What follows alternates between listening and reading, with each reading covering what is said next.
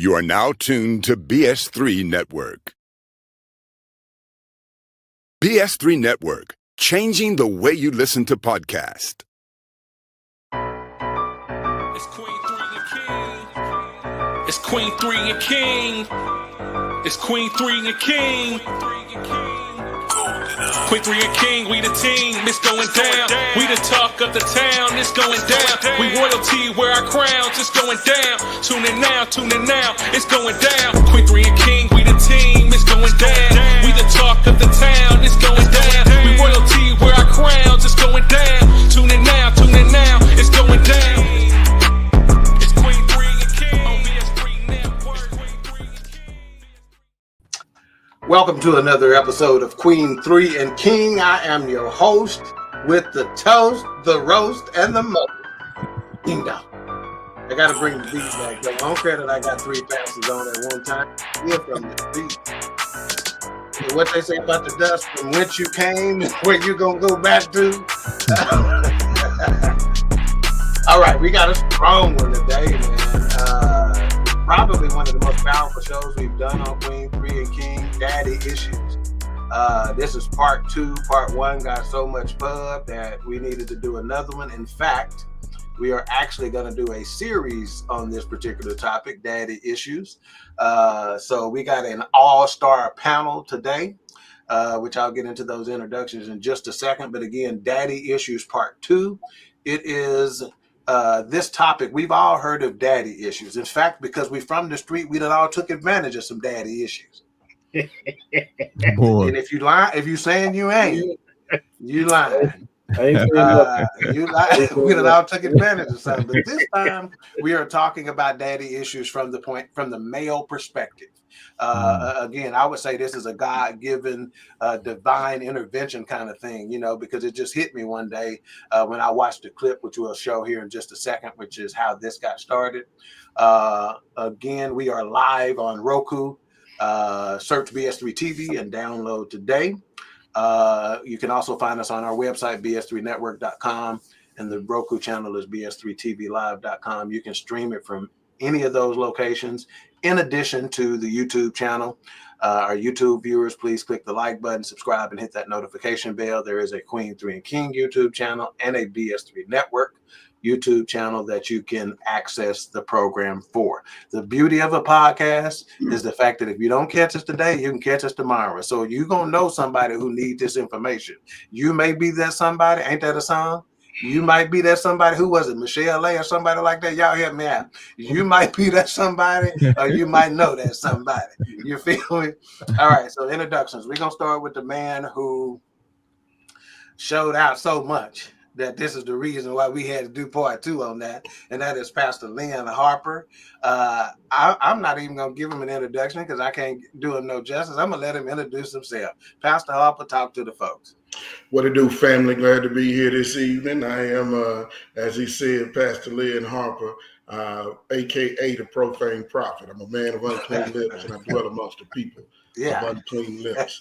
I'm grateful to be here tonight. I currently work at Cornerstone Baptist Church in Arlington, Texas. I serve there in a couple of capacities, and just grateful at this moment to be on the show, man. Looking forward to having this conversation about daddy issues. Absolutely. You want to talk about this? You want to unwrap the present right now and talk about the upcoming podcast and that we're trying to develop and whatnot? Go ahead and give them just a little taste. Well, we're in the early stages, man. But yeah, I changed my name today to the Profane Prophet. My podcast will be called The Dysfunctional Disciple, guys, and it's dealing just with the intersection of how we have under-discipled a generation. And right now we're dealing with so much backlash as we look at the fruits of that lack of discipleship. And we've been pointing down towards them when the reality is we need to inspect what went wrong. And we need to look at some of those things so that we can reach out to a generation and reconcile them back unto God. So it is repertory in its purposes, but it will be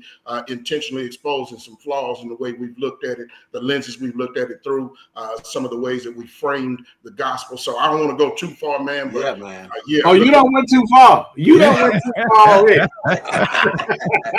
And tell me, I gotta hear this line right now, man.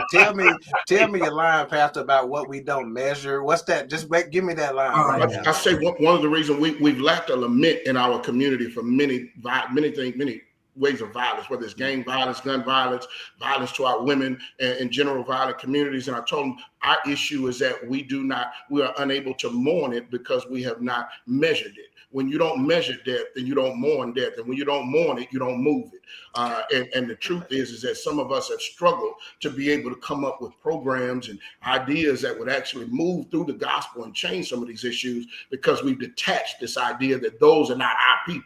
And so that detachment has caused us to stop measuring the death that's all around us, and it's caused us to stop mourning because of that. And so we haven't been able to create the movements to move forward. So I'm praying to be able to touch some spaces that have been forgotten, brothers. Yeah, man. Love it. All right. So we go on to yeah. See, John did proper. You can tell John from Sappho Cliff because he turned his hat backwards. He Yo, like this can't hear, bro. Yeah, see, John ain't no Indian, but he know war talk. You understand what I'm saying? All right. Next, we got Pastor AJ Jones, 40-year radio veteran. Again, you may have seen the show with Venus Flytrap called WKRP in Cincinnati. That's him. Talk to us, Pastor. I have nothing to do with WKRP in Cincinnati. Just the money that they made off that show or the residuals. So yeah. Anyway, yeah, been working in radio for 42 years, pastoring for 25. Just accepted assignment as a youth pastor, and I'm love it, man. Working with them a little bit further up the stream now. And yeah, love it, man. I'm glad to be in that part of the pond. So yeah, I'm just glad to be here with you esteemed brothers tonight and help dig into some issues that need to be dealt with. Yeah, and hopefully we will be making film together very soon. Not the kind of film that John is involved in, where they only tape at night. You know, like for some reason they only film at night. I hadn't figured that out. We want to film in the daylight. You understand what I'm saying? All right, and then next we have Gary, the Freelosopher Freeman. Gary and I have studied under the same tutelage, under the same pastor. And for those of you who know me, you know I got a solid spiritual foundation. Well, Gary is right there. And he has mixed that with his upbringing and his level of intelligence, man. And a dude that I have a high, immense respect for, man. Talk to the people. And again, I've been begging him to get a podcast forever, The Freelosophy, but he hard-headed. Talk to us, Gary. Why you so hard-headed? Hey, man, it's all, it'll happen in God's time. And that's I heard that. See, that's how you get niggas out of you, right there. You say in God's time, and then they can't say nothing to you. You know, see, I would tell you, don't fall for that, man. That's a trick amongst male Christians. Man, in God's time, and that's how you get women off of you. That's how you get Negroes off of you. You just say it's God's time because we can't argue with that. But man, I just want, first of all, I wanted to say thank you for having me on again. But also thank you for thinking of me in the same light as these gentlemen that are on here. I've watched several podcasts. I've watched several of these gentlemen speak at different occasions or within podcasts, or even Brother Harper or Pastor Harper in person. And it's an honor to be amongst this group. So I appreciate the offer to be here. I did watch the podcast last week, and I thought it was a very, very powerful message and a topic. And there were a lot of things. This topic is so vast that it only gives us time to really kind of scratch the surface, because you can go in so many different ways. And I know today we'll focus on the men, but in focusing in the idea and how it affects the community as a whole, women, children, old, young, it goes in so many different ways. But again, this is something that I think needs to be talked about, something that I think we can carry forward and continue to just spread it where necessary. But I'm glad that we're talking about it, and this is going to be an interesting conversation. So I know we'll go over an hour. I definitely know we'll go over an hour tonight because we have some speakers on here that can carry this message forward. And it's going to be it's going over because we got 4 pastors. We got 4 pastors, so it's going over. That's right. That's right. I won't be before you long. Gary, you reminded me that you were there for Pastor Harper's message there at the men's conference this year. And me and Gary almost cussed at church in the same time because when he said some stuff, me and Gary looked at each other like we had to stop each other from cussing. It was so good, man. All right. And next, South Oak Cliff's finest. Comedian extraordinaire. If you hadn't seen him live on stage, you ain't missing nothing. This is the Yogi, John, the Yogi, and Lewis. Talk to the people. Well, you didn't stop. You didn't stop, man. You didn't stop. Hey, man, I am blessed and honored as well to be thought of in the same breath with the esteemed panel that's all that I'm dealing with tonight, man. I thank you guys because oftentimes when stuff is being learned or talked about, you know, the way I do it doesn't often be talked about. So for you to allow me to spit upon the rhetoric that is going on tonight is okay. Thank you. And he's sneaky with his knowledge, man, with his impact. You know, I resonate with John in the way that I think the Lord gave us a sense of humor, man, so folks can let their guard down and then we hit him with what he got for us, you know. Because when I say John is, you know, you wouldn't think it, man, but listen to Man Talk Mondays on Mondays. Listen to him on any time he done been on this podcast, man. And this dude, I mean, Derrick, Pastor Smith, somebody I respect highly. Okay, and the first time I heard him speak, I had to send him some money because I couldn't say thank you. But for him to constantly have to be like, God, dog, and look over at the dude he been knowing for so many years, and he still surprises him with some of his knowledge, man, that ought to tell you all you need to know. So he's a comedian, but I've often said that people who are comedian, man, are some of the smartest people we got in the country, period. Yeah. Period. Not John, but most comedians. I don't know about that. All right, and next we got Pastor Smith. Again, he drops knowledge weekly on Man Talk Mondays. And Pastor, you still dropping your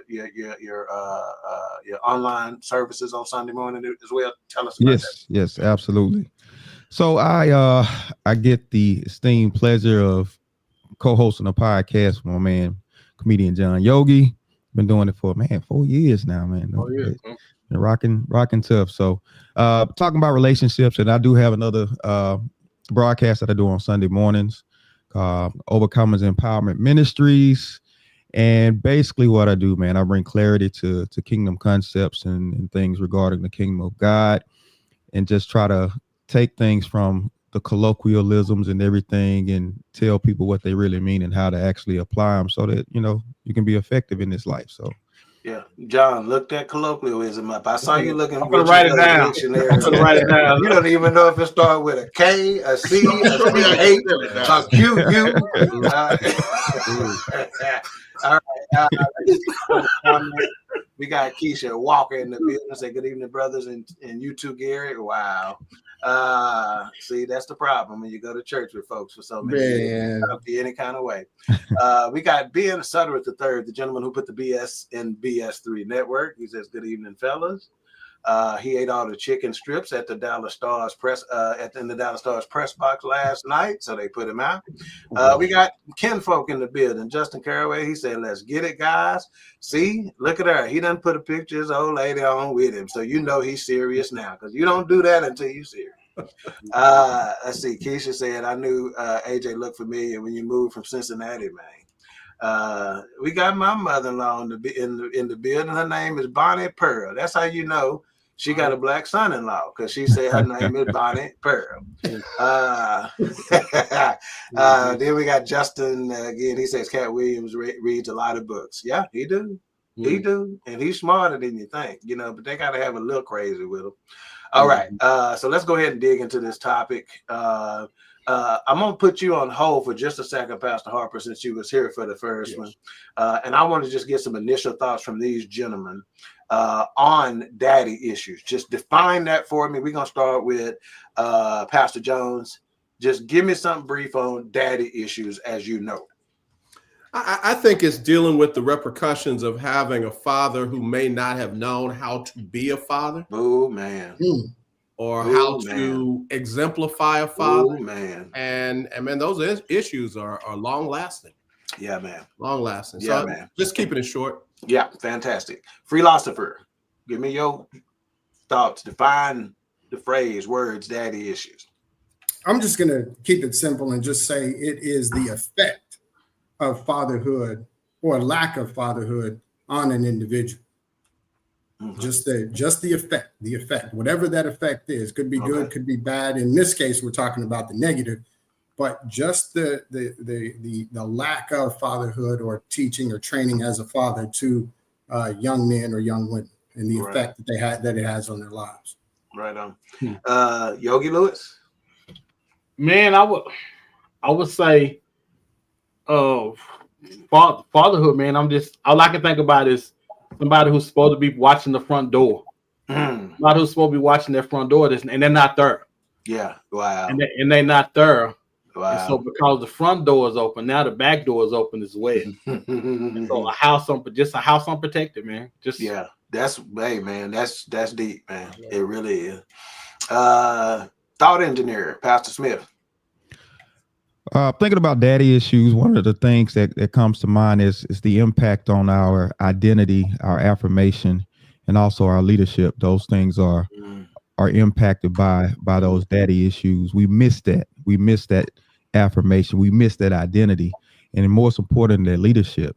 And we're growing up in that, and we're trying to navigate, but you can't lead with a broken compass.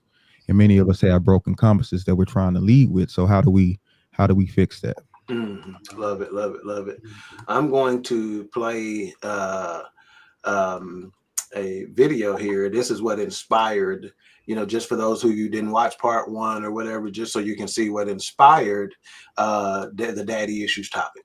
You admittedly were sleeping with multiple men, so you just said, you know what? I'm fanning out and I'm telling everybody I was having sex with, you could potentially be my son's biological father. This man has spent 22 years searching for his father, and today he was ready to give up. But Judge Lauren wasn't about to let that happen. When your mom told you he could potentially be your biological father, when was this? How did she tell you? Last night. It's all so much just like built up. It's just like sometimes I just don't feel like I'm not as good as everybody else because they all got dads. Don't ever feel just like break that. My heart. Don't you ever feel like that. Do you hear me? That's all I need to pay on that, man. Hey, I feel like I wasn't as good as everybody else because they all got dads. Hey, if you don't think that resonates with me, you out your mind. Now this is where we're going, Pastor. You're gonna be the first to talk about this one. I got one more video to show, and this is the question we're gonna ask after that. A father supposed to like their children, and I put male focus because again, we're coming from a man perspective, right? A father supposed to like their children. Some of you may know where we're going with this, but here it go. Can I ask you a question? The hell you got to ask me, Mr. Stewicki, the one you got the questions for. How come you ain't never liked me? Like you? Who the hell said I got to like you? What law is there say I got to like you? Want to stand up in front of my face and ask a damn fool-ass question like that? Talking about liking somebody. Come here, boy, when I talk to you. Straighten up, goddammit. I asked you a question. What law is there say I got to like you? None. All right, then. Don't you eat every day? Answer me when I talk to you. Don't you eat every day? Yeah. Nigga, as long as you in my house, you put a sir on the end of it when you talk to me. Yes, sir. You eat every day. Yes, sir. Got a roof over your head. Yes, sir. Got clothes on your back. Yes, sir. Why you think that is? Because of you. Hell, I know it's because of me. But why do you think that is? Because you like me? Like you. I go out of here every morning. I bust my butt putting up with them crackers every day because I like you. You're about the biggest fool I ever saw. It's my job. It's my responsibility. A man is supposed to take care of his family. You live in my house, fill your belly with my food, put your behind on my bed because you're my son. Because I like you, because it's my duty to take care of you. I owe a responsibility to you. Now, let's get this straight right here and now before I go along any further. I ain't got to like you. Mr. Rand don't give me my money come payday because he like me. He give it to me because he owe me. Now, I don't give you everything I got to give you. I give you your life. Me and your mama worked that out between us, and liking your black ass wasn't part of the bargain. Now, don't you go through life worrying about whether somebody like you or not. You best be making sure they're doing right by you. You understand what I'm saying? Yes, sir. Then get the hell out of my face and get on down to that A&P.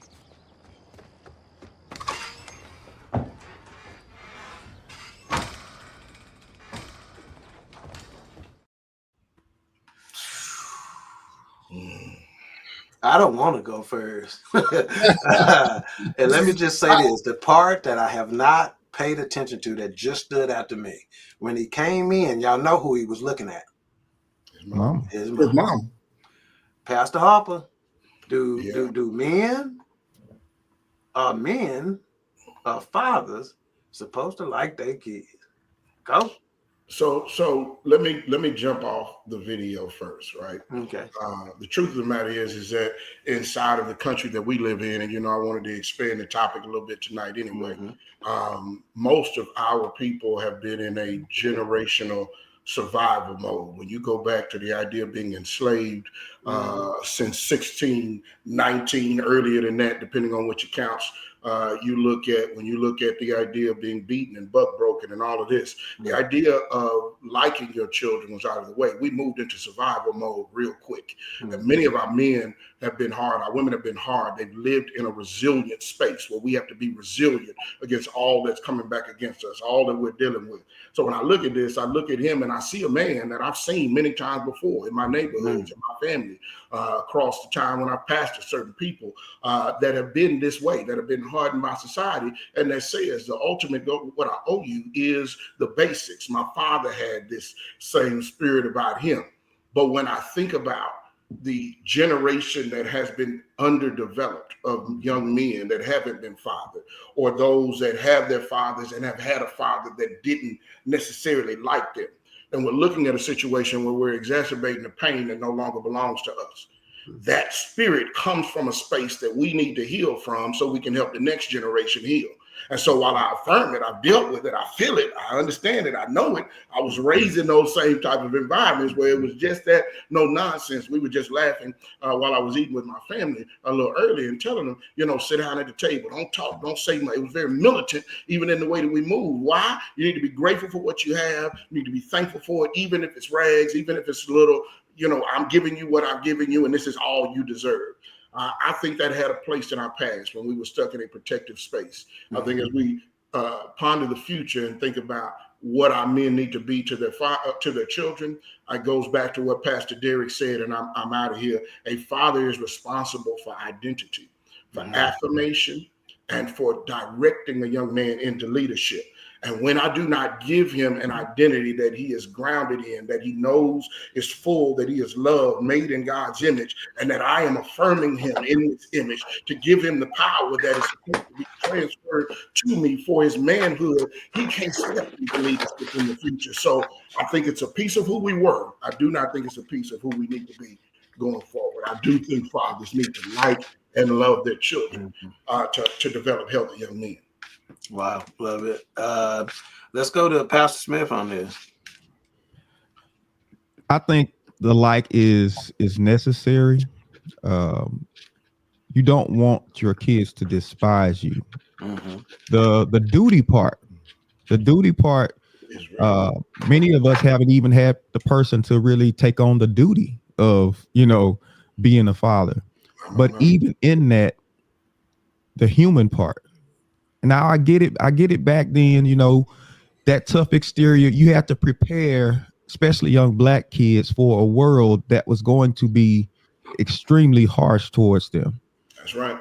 And you couldn't give them a false sense of, going out there and not realizing what they're facing. But at the same time, you have to give me something that makes me want to be like you. That makes me want to to walk in your path. And if you come across as somebody who is just harsh and all over the place, then, you know, I may appreciate what you've done, but I don't really want to walk in that same thing. Love it, man. Love it. Yogi Lewis. Man, it's funny because my dad was, man, he was mean. He was mean because he got himself into adult situations and they were kids. So it forces you to get under. You got 3 kids and a wife. You 22 years old. You mad at where you want to be mad at somebody, and you can't be mad at yourself, so you take it out on the people that you are having to be there to support. My Lord. And so, and because of that, I'm thinking that you're supposed to be mean when you got kids. You're not supposed to like them. You're supposed to love them, but you're not supposed to marry them. You're not supposed to be their friend. You're supposed to be dad and rule with an iron fist.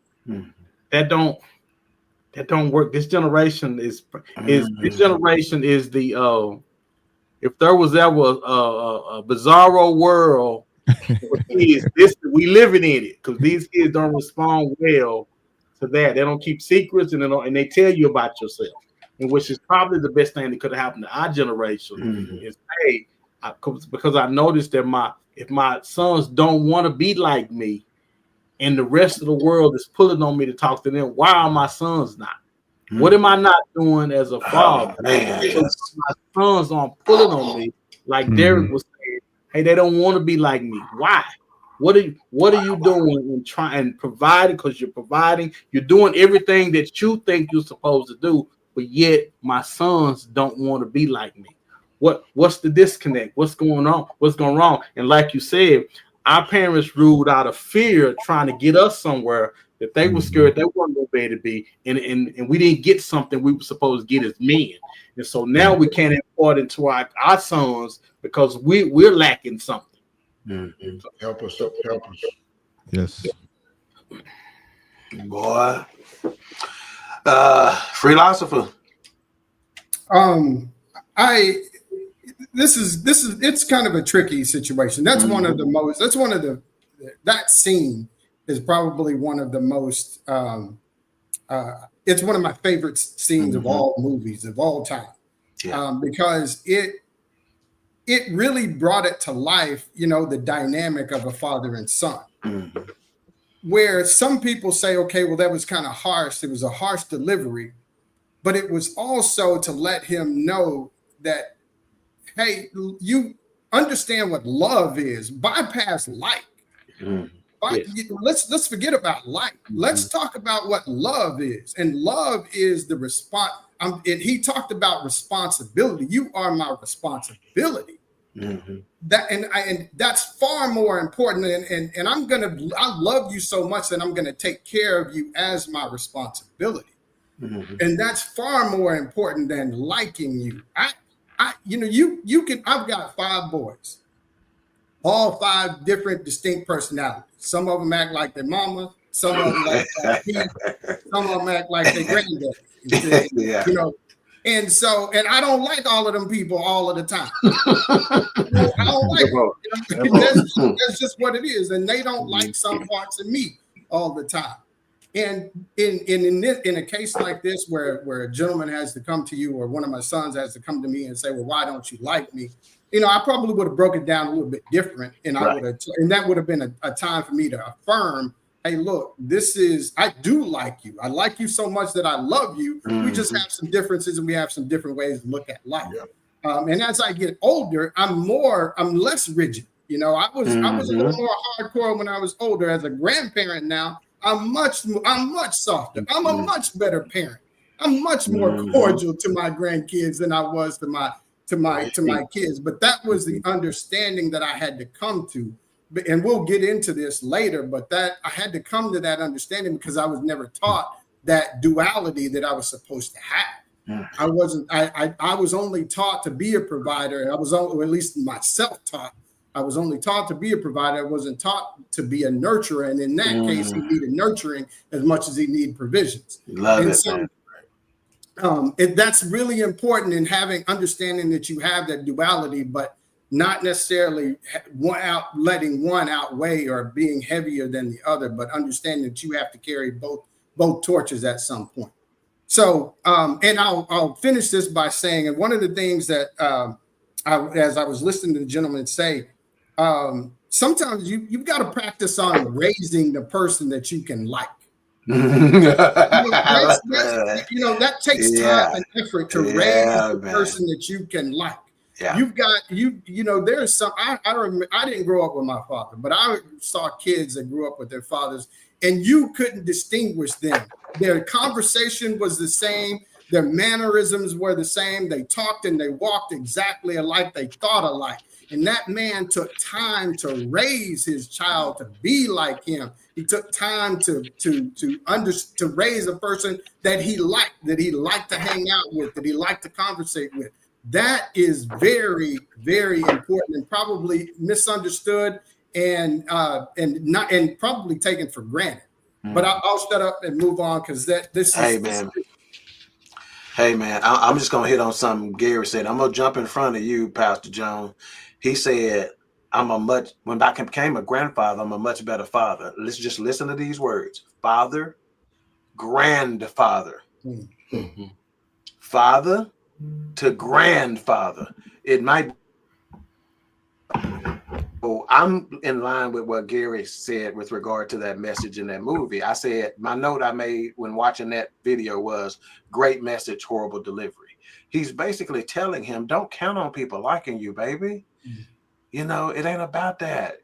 Make sure people are living up to their responsibility for you and you living up to your responsibility for them, right? It's basically what he was getting at. So great message, horrible delivery. And I would have followed up with, baby, sometimes I don't even like myself. And that's some real talk for your son. Pastor Jones. Yeah, I think you just set it up for me perfectly because that's where I was with it. I took Denzel out of the picture and I put myself in that place. I took his son out of the picture. I put my oldest son in his place. So I raised from 6 to the time he graduated from high school. And one of the realest things that he said to me when I asked him, why did we get estranged? Why did we drift apart? He said, well, you was a good pastor. Wow. God, dog, man. I ain't want to be a good pastor to my son. God, dog, man. So I had to realize that while I was trying to prepare him for this world and prepare him to deal with stuff that I was hoping he didn't face, I realized that I wasn't giving him what he needed and what he wanted. Yeah. He wanted a dad. Yeah. God, dog. So stop it. The reality that I got from that clip was, if I don't like me, how can I like you? If I don't like my life, how can I extend something to you that I don't have right now? Right. I don't like my job. I don't like this world. I don't like having to deal with these white folk in my face all the time. I don't like your mama because we ain't always right. I just don't like life. So how can I extend like or love to you when I don't like or love anything going on in my world? Preach. Right. That's good. And when my son put it back in my face, hey, you was a great pastor. I realized that I missed the mark miserably. And it was at that point that I started realizing I had to get to a place where I could love, like, and accept myself so that I could have something to give to my children other than Jesus said. Yeah. All right, I'm going to give a shout out to a couple of folks in the chat room and that are watching. Stephanie Combs Whitley, Marita Mills Oliver, Andrea Lynn, Aaliyah Dawkins, wifey, Queen, what's up?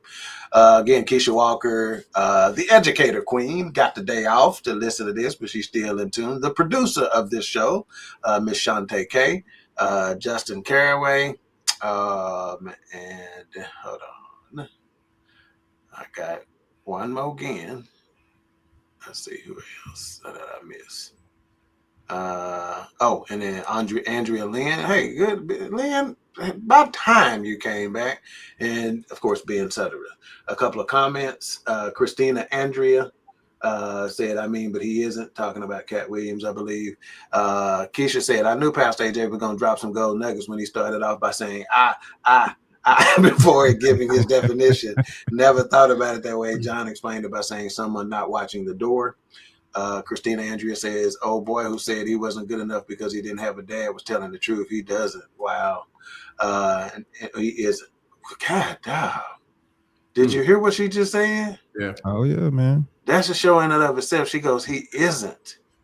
God, dog. Ooh, I ain't got time to look at that one right now. Ben said Denzel was in rare form. And she goes, a lot of y'all kids you hate. Wow. And then I'm going to turn John loose on her in a minute. Dr. Selena said, wow. Justin said, wow, amazing. See strong men having this much needed and important conversation. Absolutely, sir. Absolutely. Okay, so I think I'm going to go here with this. And I'm going to set it up a little different. Pastor Harper, I'm going to go with you on it, okay? Because I want to talk about, see, we have daddy issues and then we have regular man issues, right? You know, and sometimes they get lost in the fray. They get lost at the intersection, which is which, right? Pastor, you mentioned something that I wanted to touch on and wanted to understand the impact, because again, if we don't understand our history, if we don't look back at it, we're doomed to repeat it, right? We got to understand the PTSD of it all. So how do we differentiate the impact of daddy issues from the impact of the regular issues of man-made battle, such as a slave mentality that ain't been shook off yet? Talk to me. Yeah, I think, you know, it expands even to the point to where those become daddy issues as well, right? I could look at the big framework, but I'm gonna go back just for a minute on that. When you talk about framing daddy issues and slave mentality, you realize this was actually the original intent.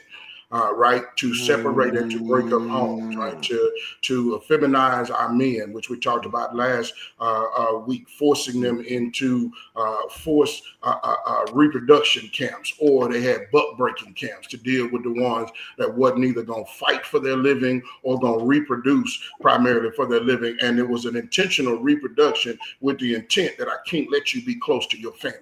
Right after I get done using you as a stud to reproduce these other strong children for slavery, I'm gonna ship you off down south. I'm gonna break up the family intentionally. So when you start talking about daddy issues with many of us as African Americans, we have a history that's littered with daddy issues, intentionally ripping apart the family and having us in an unstable situation where we're unable, where there's nobody there, as comedian John said, to guard that door, right? To be able to do that. What does that do? It creates two things that happen, and both of them are real, but we have to deal with them in the broader context of our society and what we're looking at right now. It creates the situation where you have the responses that we're looking at. We still have many runaway slaves. What happened back then? Some of the men ran away. If they got to the point where they couldn't take it, they was getting up out of there. Right? They had to go. They was running. They could not let their manhood be defeated to that point that somebody subjugate them into slavery. In those situations, the mama was still back there. And the mama, after watching what they would do, either to the husband that got dragged back or to the other slaves that got caught, seeing them strung up by ropes, lynched, beaten, quartered, cut in half, all the different things that they did it, then that mother began to parent that boy based on fear, to protect you, to keep you alive, to make sure that you're okay. These are some of the same daddy issues we see multiplied today, because if you fast forward into the modern, we still got men that have become the runaways from some of their families, because the pressure was too tight, because they couldn't live inside that system. We have many great men on this broadcast, but we have many young men that have been raised where their father dipped and jumped ship. He became the runaway slave. That mama, with nobody guarding the door, began to protect her son instead of prepare her son. And so when you look at the difference between daddy issues and regular man issues, is that daddy issues are based on the absence of something and the lack of developmental preparedness and readiness that gets you in position to be able to stand your position as a man. Regular manhood issues, we all go through those, but when you have that gaping hole that comes from not being prepared, from being unguided and unguarded, then those people end up with the deeper wounds because they can't get out of their way, because that cycle keeps continuing itself. We talked about it last week, and that was a clip that you played. Most of these young men are the second generation in to daddy issues based on all our statistics on marriage. And in that generation, the absence of the patriarchal male voice has been gone so long that you can't even tell that young man that he got an issue with listening to men. And so that order, that direction, that discipline that he's supposed to be getting, most of them are going to fight that off because they haven't had a male voice leading for multiple generations.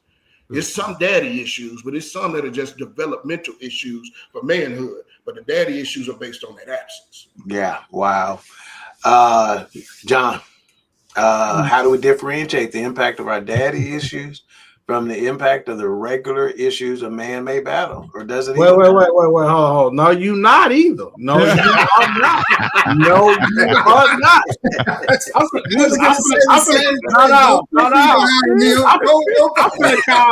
I'm gonna call something else. I'm like, wait a minute, did you use that answer last week? Because you broke that down. And I'm sitting here saying, boy, I sure hope he don't call me next. And that's why I say, John, oh, no, you didn't. No, you did not, sir. Oh, man. No, you did not. I'm trying to figure out how to raise my two sons, and this brother and look up at the same time. Yeah. And say, John, oh, no, you ain't either. Yeah, man. Okay, so, excuse me, that was my... So, okay, go ahead, re-answer the question. Okay. How do we differentiate the impact of our daddy issues from the impact of the regular issues a man may battle? Well, all I can think of, man, is to put it as simple as I can. I think we don't do a good job recognizing trauma. What trauma the struggles are. Yeah, man. I think we lump them together and stick them all in the back room, and we just kind of deal with them accordingly. But we don't. I think we can't truly get healed from whatever issues we have until we specifically deal with those particular things. I mean, because listen, father issues, man, encompasses so much stuff that you take on. That's right, man. I got this. My line. I got to work this in. You had never had no good sex until a woman called you daddy. You ain't had no good sex until you get called daddy. Now I'm telling you. My wife running in here, but and again, I'm just saying it encompasses so much. Yeah, you're right. A stalker. It spills over in the other areas of our life that we need help in as well. Man. But I think we're putting the band-aid on the daddy thing, and we're gonna have to cut the rest of the arm off. Yeah, man. Yeah, see, I'm with you now, man. And this is how the Lord giving it to me, man. Infections. Right? It's an infection that spreads. If it's not taken care of, it might have just started. You just had a little cut. Yes. Yeah. Absolutely. But now you got gangrene. Now we got to cut the whole arm off, like you just said, man. So that's just to put it in a practical way for folks to see it, man. Freelosopher, how do we differentiate, man, from the impact of our daddy issues from the impact of the regular issues a man may battle? Are they the same? Does it matter how we differentiate? Do we just need to deal with? You follow me? Talk to us. I think you do. I don't think you differentiate between the two. I think an issue is an issue. I think different issues require different therapy or different guidance or different teaching. But when it all comes down to it, it's an issue that needs to be addressed. You might have a heart condition, and you might have diabetes, and you might have sepsis or whatever else. And they're all issues. They're all things that you have to deal with, and you have to take different medication for each one of them. And so I think addressing each one of them with their own specific medication, their own specific therapy, their own specific teaching is how you get to the end result that you want. That's how you get better. If you can't give a person that has a heart disease, you can't give him diabetes medicine, it's not going to work for him. You've got to give him specialized medicine to fix that issue. So, but all of them are serious. All of them can kill you. And so none is more important than the other, but addressing all with their own, diagnosing them all and addressing them all with the right anesthesia or with the right medicine is actually going to be the key to getting past those issues. Yeah, and I got the advantage of being able to listen to the answers, and the Lord give me my answers. I ain't got none of them. And what he said is, you're right, but in order to treat those individual issues, you got to know where they came from. That's why the doctor asks you, what's your diet? How much fried food you eating? How much exercise you getting? How much sun you getting? So you still got to figure out and trace that back, whether it be 400 years or whether it be 40 years when you was 14, or whether it be, you follow what I'm saying. Yeah, sure. You know, and I want to add something. Because when I listened to the podcast last week, Pastor Harper said something that made me think of something, and I saw this happen in real life. He said that some young men don't know how to take direction from men. They're so used to following women that they don't take direction from men. I coached a track team, and I started to recognize that in little kids and little boys. They just did not understand. They did not want to take direction from a man. And I remember I addressed that to a young boy once, and I said, you know what? I said it in specific, and his mom got mad at me when I said it. I told him that's what your problem is. And as he worked with me and he started to trust me more and more, that's the word. That's the word right there. One of my favorite athletes. He became the kid that I could count on to do anything and everything. But it all started because he was apprehensive. And it wasn't just me as the man, as his coach. It was men in general. But once that was diagnosed in him and he kind of understood it, probably understood it better than his mom. Right on. He accepted it and then was able to capitalize on it, was able to move on and turned out to be a great athlete, at least in that time frame that I had him. But it's something that is really, really important that we definitely have to address and have to stay on top of. Yeah, trust is that key word. I was gonna say, if he say the word trust, that tied it all together, because that kid had to develop a trust for you, man. That's why they listen to that voice, because they done developed a trust for that voice over a period of years. That same voice that done nurtured them, done got them bacon. That same voice that done nurtured them, done bought them honey buns and Nikes, and you feel me? So they don't have that trust for us, you know, that they need to. But I'm telling you, a real conversation. See, he respected you the moment you told him something real. See, that's one thing that I give to you, man, that sometimes these kids, man, they recognize real versus the fake. I mean, they recognize it. So you gave him something real, man, that helped him start developing that trust. And you said the mama got mad, which is why last week I apologized to the women right then and said, we are not attacking y'all. You had to do what you had to do. We get it. This is not an attack. This is a conversation that says what needs to be done and how it needs to be done. Hold on. Unless you got to fade. If you got to fade like John, we are attacking you. Go ahead, John. But now on the first video where they couldn't find the boys' dad, right? Because mom had ran through the city. Gotcha. Mom had, okay. She was for the streets. They've been through the city, so we're gonna apologize. We're gonna apologize to the son for mom enjoying herself in the city. Mom was enjoying herself in the city. Decades. What you talking about? Think about this. I just for a quick second. If we had any idea that what we put ourselves through mentally would affect our kids like they do, would we not change? Would it not make us be better people? Yeah. If we had any idea our kids were going to be in turmoil like that young man is, man. Would that not make his mother and father be different, man? Absolutely, man. But I think that goes directly into the question: how does the daddy issues impact regular man issues? It's a guidance thing. Right. Yeah. Regular man issues are going to happen, but I need somebody to define it for me. I need somebody to make me understand that this is not something that's just happening to me. This is something that happens. That's it right there. I need somebody to say, when this happens, watch out for this, look for this, do this. And without that, because we're just kids, we're just energy. We're just like, we're balls of energy. We're like, we got this testosterone, it's all over the place. And most people teach you that it's a problem. It's not a problem. It just has to be directed. You know what I'm saying? Anything that's not guided and directed can become chaotic, right? Right? You driving a car. A car is a good tool to get you back and forth. But if it's not guided properly and directed properly, it can cause havoc, wreak havoc.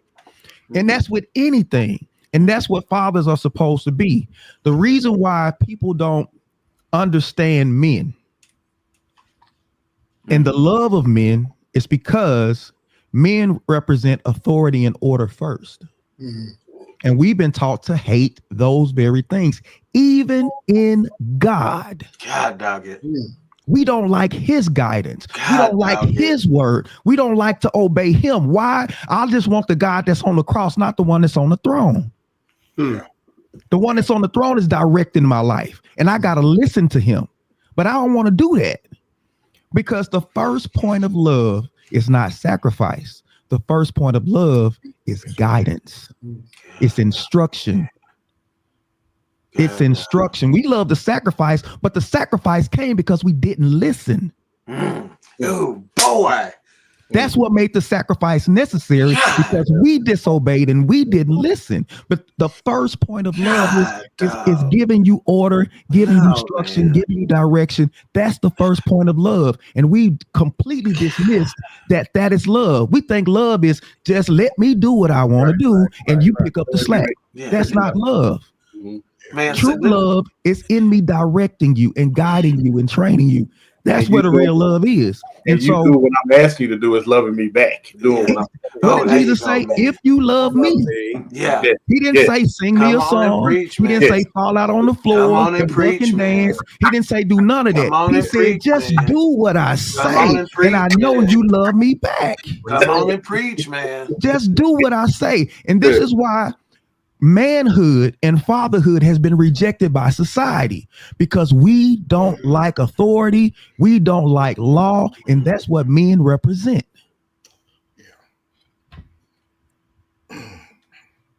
See, I know I'm supposed to be hosting this, but I quit, man. Look here. I'm gonna say amen. Look here. I'm gonna say ouch and amen. Hey, like the educated queen said, my God. And I'm telling you like this, man, when he said the sacrifice wouldn't have been necessary had we listened. Man, that is so, think about how many applications that has in your life, man, in your house, at your job, how many times you done had to do something because the original instruction wasn't followed. Man, that is. I tell people all the time, the value of your salvation has nothing to do with the cross. The value of your salvation has to do with him being on the throne. That's where it is. Yes, he died and gave his life for you, but it's a kick in the face for you to take what he did and just misuse it and use it as an excuse for you to do what you want to do. That's why I think one of the reasons why people live that way is because of some of the ways that we have framed faith as well. For some, the only thing that we've elevated is the cross. And you're right, the cross is an entryway into the kingdom. And that king sits on the throne in the kingdom. It's a restoration to Edenic power and authority. And he's saying, I want you to come into my kingdom and be ambassadors. And so one of the reasons why we struggle is because we see faith and religion and obedience as something that we're losing rather than a power that we're gaining. And many of our people, if we had that message, even for our young men, that we have deemed to say that they are hopeless and are lost, some of these that are dealing with deep generational father issues and stuff like this, they really need somebody to speak affirmation and life back into them to remind them of what God did to save him and what he saved them for. Because when you get that, then you start talking about the rebuilding plan, right? Now we're not just talking about the problem and the issue that is prevalent today and spreading like an infection. Now we start talking about how we rebuild these young men by mentoring, by guidance, by direction. The Bible says, blessed is the man whose quiver is full. And I said that is the imagery of a man who has a bow, a pack on his back.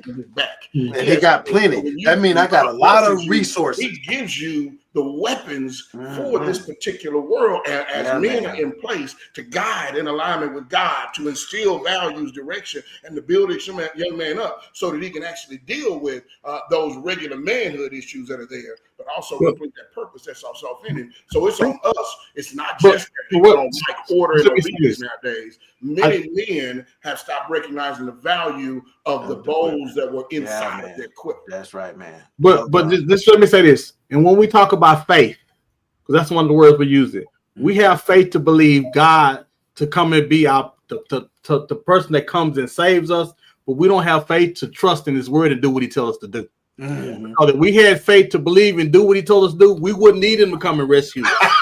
Hold up, John. The salvation is in the instruction. That's where the salvation as is. they went, as it's they in went, the as they went. instruction. If you listen, that's where you experience freedom. That's where you experience liberty, and you obeying what he says. It's the salvation is in the instruction. The cross is just a submission, but now I'm submitting to your instruction. Yeah. So I never get to experience true salvation if I never listen to you. Hey, BS3 Network, cut it off. Anybody who want to listen from now on got to pay to get in there. We've given away what we can sell. But think about this: as a little boy growing up, if you had your dad there to say, "Hey, we Lewises, we don't do that," or we Smiths, we don't. That ain't what we do. That ain't how we do it. We Johnsons, that ain't how we do things. Yeah, man. What if you had just that? Yeah, man. Growing up. Yeah, man. To define, hey, we Johnsons, we Smiths, we roll strong. We push through. That's we stand up. Yeah. You had that standard, and that's really what it's a standard that's missing. That's it, man. And so we're out here trying to establish standards and trying to define standards, and it's like I don't know. I'm just kind of out here. I don't know where to start sometimes. Well, that was my imagery with the bow and arrow, because the father is the one who aims the arrow. You not only prepare it and make sure it's sharp and prepare for the task at hand, but the father aims the arrow. And the father does not know how to aim if he has not been taught how to aim himself. And so we end up with a whole bunch of men, and you can look at it now. We're dealing with this. We have a weakness inside of our population, inside of Black men. We need to be able to say that out loud, as much as we protect the 30 or 40% that may be doing well. We got a whole slew of fellas that are unguided and unguarded. They are not guided in their lives. Their arrows are shooting off. And what happened when you got a weapon that's unguided? It has unexpected casualties that are attached to it. So what are we talking about with the daddy issues? The multiplication of daddy issues, because when one weapon goes rogue, it can end up infecting and hurting so many other people. Oh yeah. Hey, I'm just gonna say this to what Pastor Derrick has said.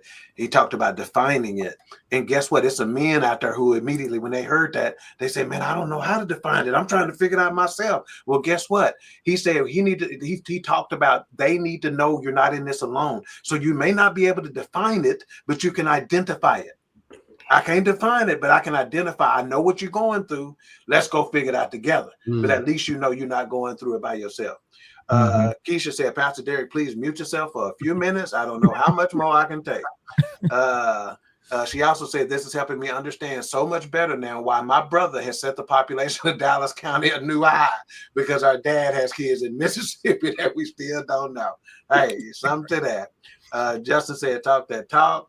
The producer says, where is the collection plate? Ben says, submitting is key. Hey, man. Woo. I wish I could turn this off, man. It's so absolutely good, man. We got time for one more, and I think I'm going to go here because we've kind of touched on it a little bit. And I want to start with Pastor Jones on this one. And I'm going to kind of define this a little bit more, or break this down a little bit more. So it says, our social pressures and supposed societal norms preventing men from dealing with their daddy issues, right? I got this kind of from Man Talk Mondays last night when they talked about men now being able to cry, that kind of thing, right? Big boys don't cry. Hey, straighten up, stand up, shoot up. That's part of some of those societal norms, supposed societal norms, right? And I'm gonna tell you right now, I almost cried 3 times during this show because my spirit is confirming the information, and my spirit either want to cry or holler or jump or run, and I'm trying to run the show, so I can't get up out this seat. But something got to move. You hear what I'm saying? But anyway, our social pressures. Okay, Gary talked about it a little bit when he talked about the coach being too hard on the kids. Okay, our social pressures. How men are supposed to react. John said the last man, we ain't supposed to react like that. John said you can't cry about 3 or 4 times a year if you're a man in front of people. And then the thought engineer said, well, how many times you cry? Every day. But I just can't cry in front of nobody but 3 or 4 times a year. You only get 3 or 4 because she's going to look at you. That nigga soft. Yeah, you understand what I'm saying? Yeah. So Yeah. hey, again, social pressures and supposed societal norms preventing men from dealing with their daddy issues effectively. Let's go, Pastor Jones. This will be our last topic, and we'll try to wrap it up. Short answer is yeah. Real answer is hell yeah. I mean, we all know that a pressure will bust a steel pipe. That's right. Make a puppy pull a freight train. And if I have nowhere to go with the stuff that's killing me on the inside, that's safe. Stop it. Then eventually it's going to come out some kind of way. Stop it. Some people shoot up stuff. Some people choke somebody out. Some people go home, beat on their wife, their kids, their dog. But the reality is even bigger than social, the social media and social norms and stuff like that. We have to have safe places where we can look our sons, our daughters in the face and say, this is safe. You can tell me what you can't tell nobody else. You can tell me what's hurting you. You can tell me, Jesus. You can tell me what you're afraid of, even if that's me. Oh, boy. And let me just throw this little dime in the Black community. It is okay to have a pastor and a therapist. Now, I'll take it a step further. I know people who can preach but can't counsel. God, dog, man. Yes. And I know people who can counsel but can't preach. Ooh, boy. My mother told me when I was young, she didn't have time for me to be depressed. So get your butt out of that little group in that school, get in your class, and do your work. Yeah, that part. So for a long time, I was running around mad and angry. And guess what my son saw? Mad and angry. So guess what my son deals with? Mad and angry. Wow, man. But now we're trying to go back and fix some things. And we being real and real honest with each other about what we saw, but also what we felt. Right. Okay. So he said something about being untreated. Again, I'm trying to put into practical application. I'm trying to give you a picture of what's being said and tying it into stuff we've said before. We talked about infections. If that infection is untreated, it'll spread. If it spreads so far, it's got nowhere else to go on the inside. It's going to come on the outside. You're going to see pus. You're going to see bruising. You're going to see, you follow them? It's going to come out one way or the other through some orifice or another, right? If left untreated. Yeah, but one more caveat to that. Spell caveat, man. Now you gonna use it. You gonna fix somebody else.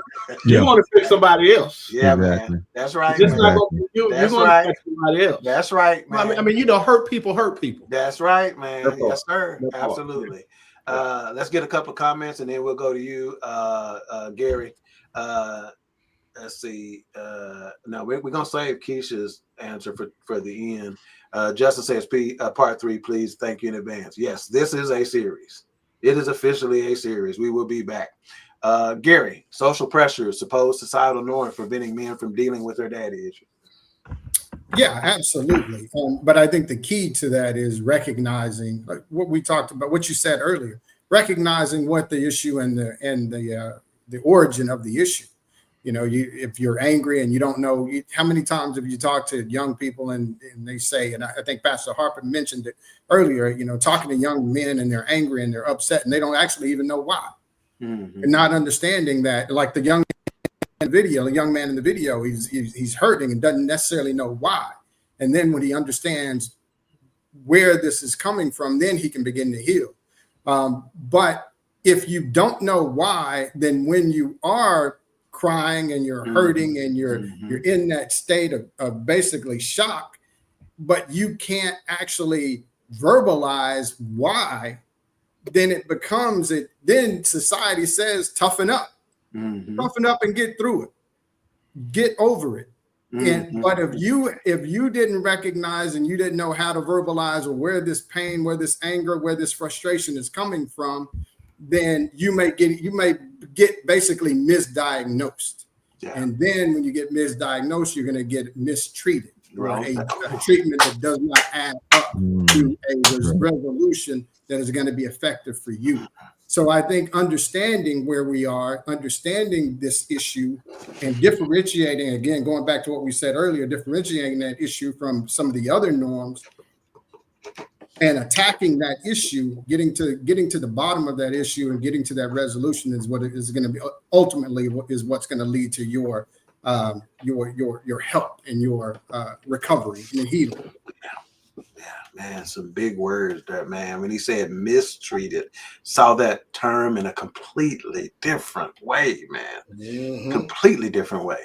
John, have you talked about the social pressures and supposed societal norms preventing men from dealing with their daddy issues yet? Have you commented on that? No, I have, but I was funny because I was like, man, this is really good. But also, though, I can't help but think about most men that are damaged with having father issues, we don't allow our wives or significant others to speak and to tell us about ourselves. Mm-hmm. Can you tell me what I'm dealing with? Can you tell me how I am? Can you tell me? Because my wife can tell me I throw tantrums, and I'm like, oh, you lying. I don't throw no tantrums. I'm so serious because they see us in the way we don't. They see our blind spots. Yeah. And oftentimes when you have daddy issues, we've covered them up for so long that we can't see them. And it takes somebody that's close to us that can say, hey, listen, honey, this is what I'm seeing. But you got to trust her with the information that she can give to you so you can get some help. Hey, listen, I've noticed that when you do this is how you react. You'll react to this, you're hot-headed. Because let me tell you something, don't nothing make you see yourself like your kids. Because when I see my kids acting out, the first thing I want to put blame somewhere. Who is that, and why is my daughter acting like that? And my wife says she's acting like her daddy. Who? She acting like who? Her daddy don't do that. Oh yes, he does. Well, I don't see it. So I'm simply saying this. It's difficult for us to do it by ourselves when we lying to ourselves. Yeah. The only way we can do it is the people that are closest to us. We have to allow them to tell us about ourselves so we can get help. Yeah. Because remember, everybody is looking. Everybody knows you're damaged and you're walking with a limp and you're acting like you're not. You're acting like you whole and you're not. Allow the people around you to speak into you and tell you what they see so you can help yourself. I started to cut you off, man. Go ahead, jump right in there. Yeah, no, I'm talking about cut you off. See, it's like, I'm going to tell you like this. I'm going to tell you a little secret for our white viewers. Black folks don't like when we tell black secrets to white folks. Men don't like when we tell men secrets to women folk. That's what you just did. You just gave up one of our secrets. But we need them. We need them, though. To be revealed, to get better. Pastor Smith, have you talked on this yet? I apologize that I'm having trouble keeping who done said what, but it's so good. I'm becoming a fan myself. Have you talked on this social pressure? I think the problem when you talk about social norms, we're not hiding daddy issues. We're normalizing them. We're creating a society where dysfunction is okay. Yeah, man. We're creating a society where brokenness is cool. And it's playing out in all types of ways. And we've allowed movies, we've allowed music, we've allowed all these things to make us think, oh, this is what we do. This is how we are.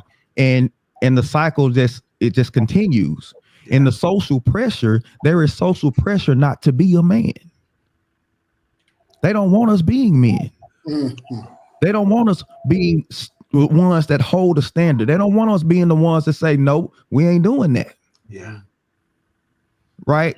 We basically, our voice is being stripped away. But what happens is when you remove the man, the word father in the Hebrew is Abba, which means source, right? But in the Greek is fundus, which means foundation.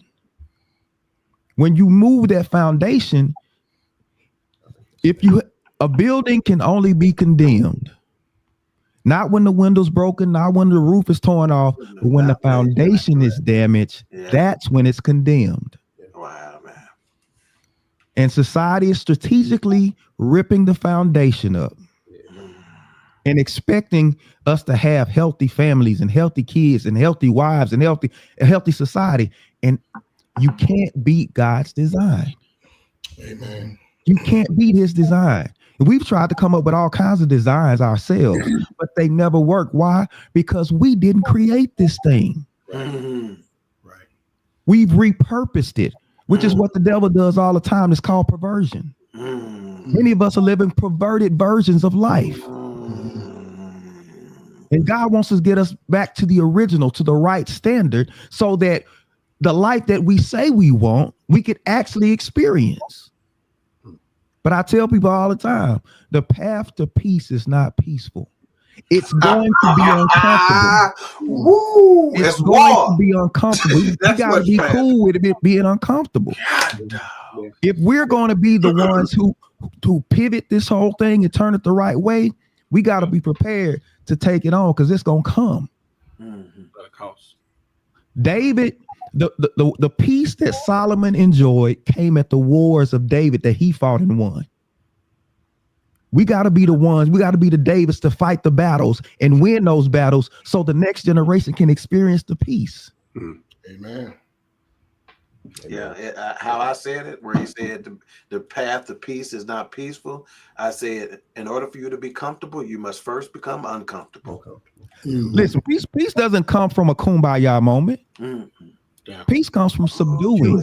That is so real, man. It comes Think from about subduing. how many It times comes you done from had it out with your old lady, and afterwards there's some peace because you done had that war. It doesn't. Peace has never come. Be quiet, Gary. It has never come from a whole kumbaya moment. It doesn't. No, it doesn't come that way. It does not come that way. God dog it. Pastor Jones, have I given you enough time on this one, sir? You have. I think that just one more thing that I'd add. I became good at looking like a male. Ooh. I become good at being a man. Ooh. That's good. Ooh. And as not being able to be a man, it definitely affected trying to be a father. Yeah. Now, I'm gonna give you the viewer something. When we react in unison, he's saying something that we all experience. If anybody on here has said something that has made one of us or all of us react, it is because it is real. They are telling you that something that the group more than likely experiences, not just the individual. And the thing that I got, I'm gonna give my final comments now. Iron sharpens iron. Yep. And that is what you're seeing right now. Yep. I don't care if nobody ever see this, but the people that are right here on this show. I don't care if nobody but the panel get something out of it. We have just made ourselves better. Amen. In order to be able to help whoever we touch. Amen. You understand? Iron sharpens iron. You just saw iron sharpening iron. You just saw the fire. We're going to start our final thoughts, but before we do, I'm going to let see if Pastor Harper, I don't know if she's asking you a question, but I want to give you an opportunity or give her the forum if that's what she did. She said, so what if our dads have been taught, Pastor Harper? My big daddy was there. He never left. My dad was still treated us and still to this day like we're nobody. Wow. Yeah. So that not every daddy issues is caused by an absence. Right. So even part of last week, part of the show, I was talking about the presence of my father. Yeah. You know, I sold my first bag of marijuana when I was 14 years old with my father. You know what I'm saying? I delivered to the door for him. This was in a private school uniform, nonetheless. I looked like a moth.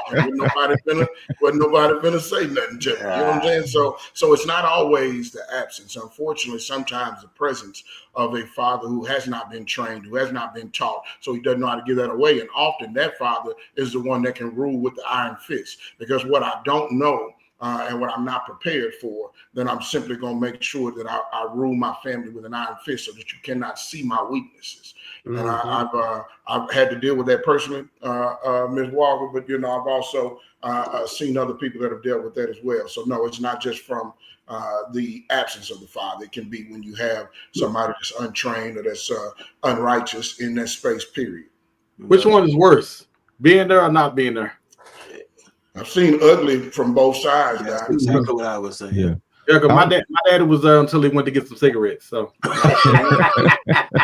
Yeah. Can I answer that last question? No, I didn't get to get at that. Or is certainly. Is that really? Okay. Yeah. My fault. Absolutely. Hold on. Let's reset real quick. Because I definitely wanted to get at that. No problem. Are social pressures and supposed societal norms preventing men from dealing with their daddy issues?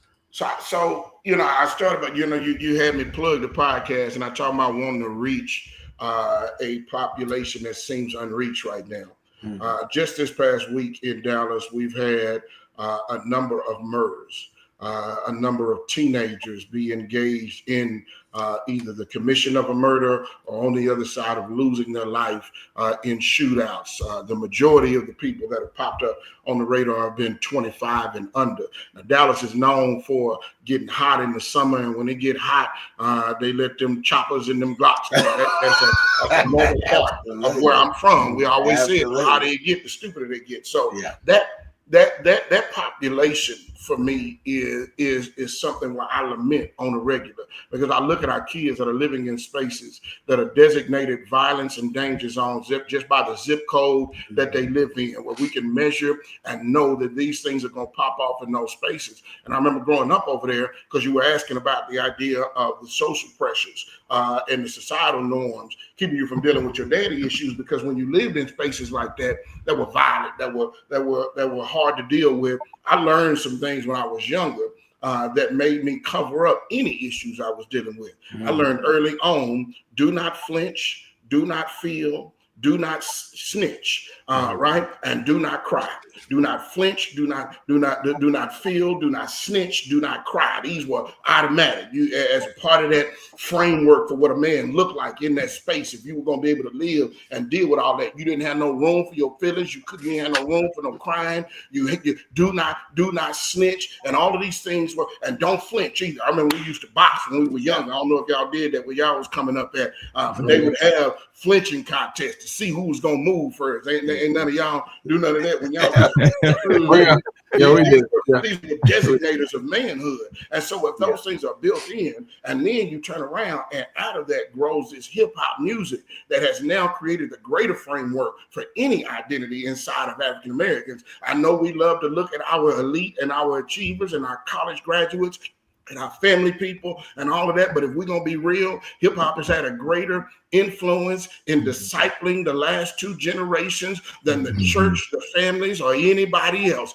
And in that space, they go by those same rules that I'm talking about. In that space, they lie out front at least and say they go by those same rules. Nowadays, you got everybody popping up on paperwork and snitching happening everywhere. But our children are trying to live 10 toes down and seeking sand in stuff that ain't even real, by rules that ain't even real. And so those societal norms have hijacked a whole generation that have given in to this as a culture to be celebrated. We've celebrated with the images that we see on TV, with the images that we see in videos, with the things that we see on timelines, and with the music that our kids are listening to. And many parents have put those things right into those kids' generation, into those kids' hands. We've done that. We've been the ones that have created that monster we're now looking at.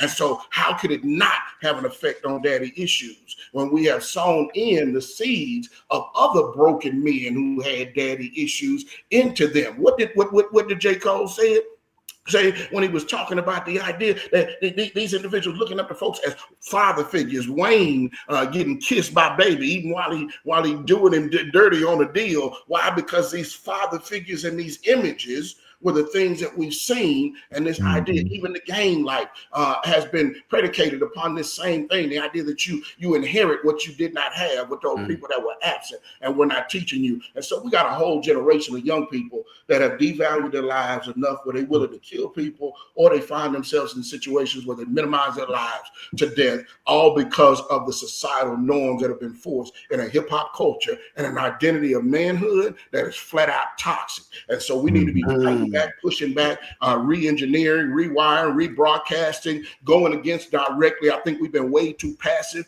with a bunch of the things that are going on that we're seeing, and we need to get to the point to where we are actively engaged with this gospel, not in some broad sense, but in a very surgical sense, and that we apply it to the very areas that we've been degraded in so we can build those spaces up. The culture is not only influential, it's winning right now when it comes down to defining manhood. Wow. Absolutely.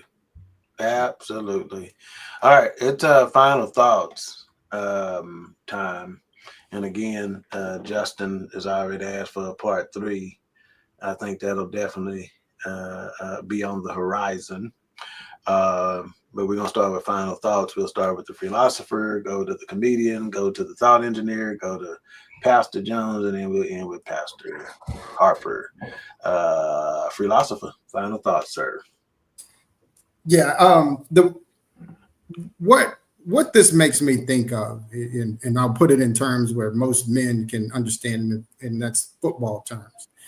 You have a head coach, but then you have position coaches. Men play different roles, and we have different responsibilities, and we have to learn from different people. And within that, you need your position coach. That father is your position coach. He's your fatherly position coach. So you need him. If you're a wide receiver, he knows some tricks that can get you open. He knows he knows what you need to read, specifically what you need to read, what that defense is doing, and where you need to go to avoid that defender. That's where we're missing the fathers. The position coaches have been out of place, like we said, for 30, 40 years. And now we've got to make sure that we understand that position. We can't teach everything. We can't teach. A position coach doesn't know everything on the field. He usually knows what he has specialized in, or what he has played, the position he's played in elementary and junior high, high school, and college, and maybe in the pros. He knows those roles. And so he's the best person to teach you. We've got to make sure that we are giving those skills to the next generation, giving those skills to not only our children, but to our grandchildren and to our nieces and nephews and to other kids in the neighborhood and the community. Anybody that we come into contact with, we've got to be that position coach to show them how to be a father, how to roll this to the next level, and how to, and even if that one is not there, their real true position coach isn't there, their real true father isn't there, at least you're there as a role model to show them this is how you get open.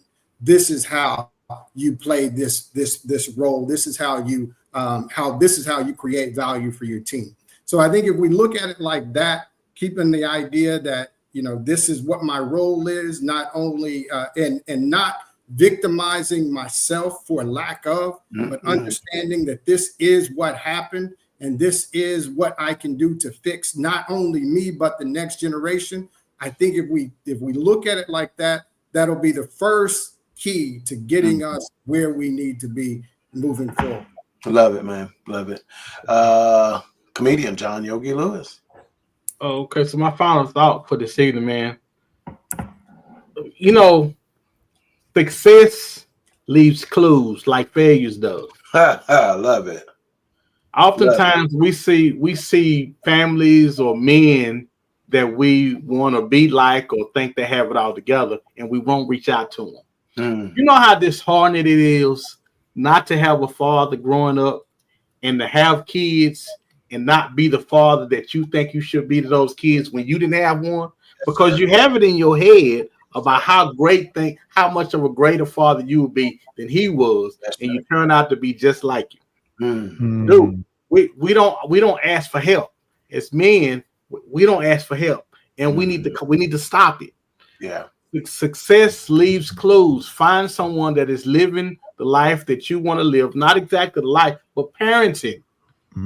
So there was a prophet friend of mine. He stayed in my house. It's a true story. And he was prophesying to these other kids at the house that were visiting. He said, you're going to be a doctor. You're going to be all over the world. You're going to do this, that, and that. And I looked at him and said, oh, I know you lying. You done been here with my kids all the time. You ain't never said nothing to my kids.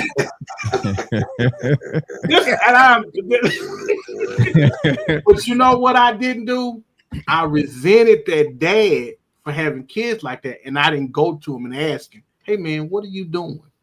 Yeah. Because you have your kids on a trajectory I can't seem to get mine on. Yeah. What are you doing? Rather than sit back being envious of him. And I talked about him. I'm a comedian. I talked about him real good.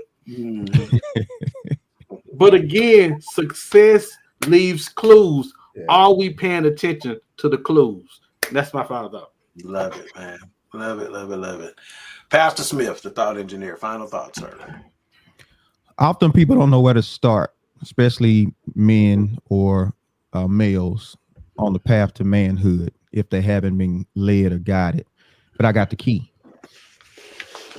The key to being a good man is being a good son.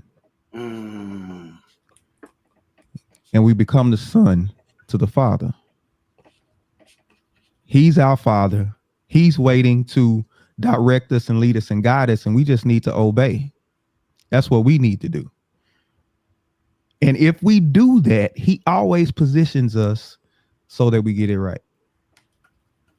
But we got to first submit to him. So the key to manhood is sonship. We got to become good sons to the Father. Love it. Listen to him, let him guide us, and he will position us to be exactly what we desire to be. Those good men, those good fathers. He will give us the key to do that. We just got to submit to him and do what he says, and we'll get it right. Love it. What's your name, man? Pastor John.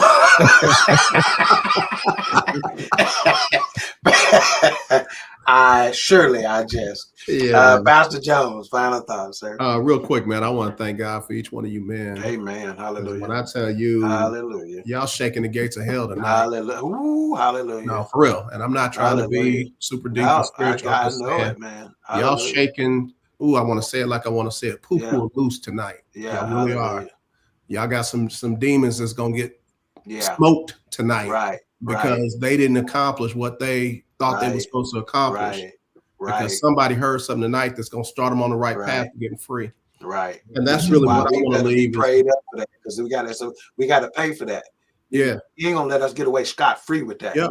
We better get prayed up on that one. You 100% right. Go ahead, man. Yeah. No, it's real though. It's that real. And that's I want to leave just the positivity that, listen, we can get rid of shame, blame, and condemnation. God never gave us those things. That's right. We can get rid of those things, shame, blame, and condemnation, and we can choose to start today. And when I say we, I'm talking about collectively. Any male, any father, any brother, any uncle, any friend, you can start today to get on the right track to do what it is you've always wanted done for you. Love it. When you was a son. Yes. And I mean it, man. It's when we put our minds to doing something, we'll get it done. If we put our minds to cheating, we'll cheat. If we put our minds to lying, we'll lie. If we put our minds to stealing something, we'll steal it. If we put our minds to being a better man and a better father today, guess what? I bet you, I know us. We're resilient, man. We don't stay down long. We'll find a way. So my hope and prayer is that somebody heard something today or on this recording that they'll see when it's their time to see it, that's going to get them focused to start today. Yeah, absolutely. Absolutely. Pastor Harper, final thoughts. Well, I'm a preacher, so I'm going to put a little Bible on it and close us out. In Malachi chapter 4, we know Malachi for the tithing and to bring ye all the tithes into the storehouse. But at the end of Malachi, before the 400 years of silence, before the Savior stepped on the scene to reignite the canon and to finish the story of redemption. During that 400 years, these were the final words that were spoken by the prophet Malachi. He says, "And behold, I will send you Elijah the prophet before the coming of the great and dreadful day of the Lord. And he will turn the hearts of the fathers to the children, and the hearts of the children to their fathers, lest I come and strike the earth with a curse." Family, we are living in the reality of broken families, broken households, and men who have been broken generationally. God had a desire to restore the father to his rightful position. The effeminization of black men systematically in this space that we are in that has been hostile to our people for 406 years is a very intentional thing that we have to fight back with. But we don't fight back with the weapons of this world's warfare. We fight back systematically by training, by preparing, by building, by mentoring, by coaching, by building up every young man that we can get a hold of. That is a godly endeavor. That is the word of God enacted, breathe, and come alive in each one of us. So I'm thankful for being on the panel tonight, but I am hopeful because I am on a panel with black men who are talking about how we are committed and getting committed to a cause of pushing back against the gates of hell, and hopefully drawing and reconciling some of our young men back to Christ so they can get over those daddy issues and raise their own families for generations. Somebody mentioned earlier, and this is the last thing that I'm going to say, somebody mentioned the idea about the grandfather, hoping that I can just be a better father, be a grandfather. But the truth is, the Bible says that a wise man leaves inheritance for his children's children. So it said we would become wise when we became grand. Amen. So we need to create some of those generational gaps intentionally. We need to bring some of our young men back in the fold. We need some older fellows to be taught by some older men, and for all of us to get back in a lineage and a succession of developmental manhood that has accountability based on the generations all coming together and the wisdom that stays flowing.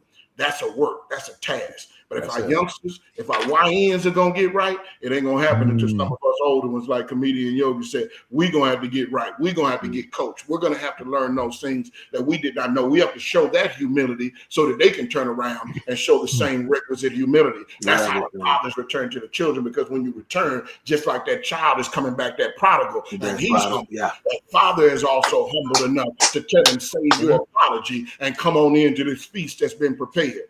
This is going to be a glorious reunion, fellas, and I'm glad this show was a seed in something larger than any of us. God bless. Appreciate you. Before I go, I'm going to just ask y'all, I think I told you before the show, but just in case y'all didn't hear, just stay on when we sign off so I can thank you properly. But let me just make sure we get all these comments before I say the last word. I need a part 3 too. Hey, I think we all do. And Mika, of course, said that's right, AJ, on his comments. She also said, thank you all for showing us what positive males in our community should look like. With humility. Thank you. Thank you. Thank you. Thank you. Now for me, again, I lied.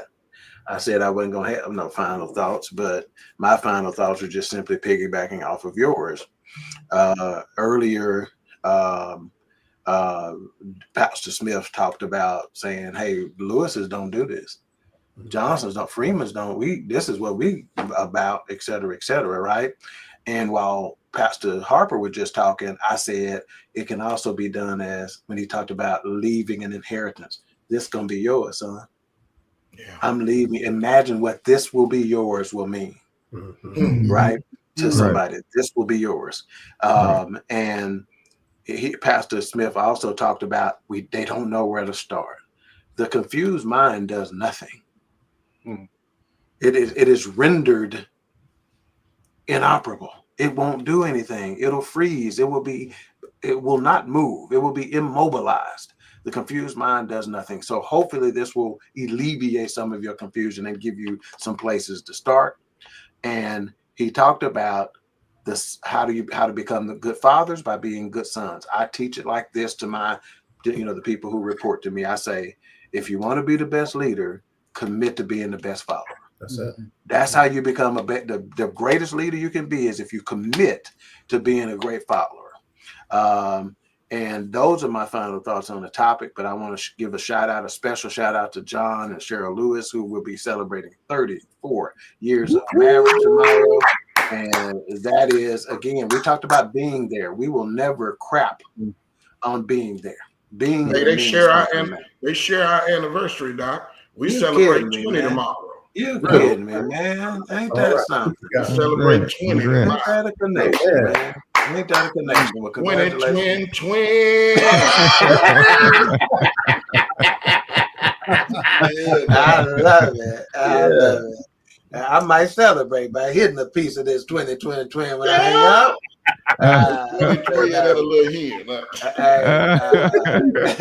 But hey, we appreciate all of the viewers. We appreciate the participation. Again, today's topic was daddy issues. This was part 2. This will be a series. I envision us coming back at least once a month with a piece of this. I'd like to put this panel together, but I can't thank these brothers enough for their time. Obviously, they have value in them. Everybody has, all of the panel members have displayed that. Okay. And this is just a piece of the value they have in them. So as a result, their time is being requested all over the place, not just for me. So I appreciate them giving of their time. I'm gonna be asking again, and hopefully this inspires them to give it, because they know, hey, didn't we talk about giving, John, before the show? Me and you was talking about how giving is important, right? So so just like Pastor Smith talked about the guidance and the listening, right? So it's just as important for me, to give. And this is us giving in a way, right? This is us tithing in a way. You understand what I'm saying? Because you don't just tithe with your money, you tithe with your time and your talent. Y'all have just tithed in a way, right? So again, Daddy Issues Part 2. We will be back again with another episode of Queen3 King and this special panel at a later date. We'll see you next time on another episode of Queen3 and King. Want beef, then we cooking, bro, bring the hook in. Queen3 and King, we the team, it's going down. We the talk of the town, it's going down. We royalty, wear our crowns, it's going down. Tune in now, it's going down, it's going down. We just hit you with another one, it's going down. We just hit you with another one, it's going down. We just hit you with another one. Tune in now, we just hit you with another one. It's Queen3 and King, it's Queen3 and King. It's Queen3 and King. It's Queen3 and King. It's Queen3 and King. On BS3 Network. It's Queen3 and King. BS3 Network. Queen3 and King. On BS3 Network. Queen3 and King. BS3 Network. Changing the way you watch TV. BS3 Network is now on Roku TV under BS3 TV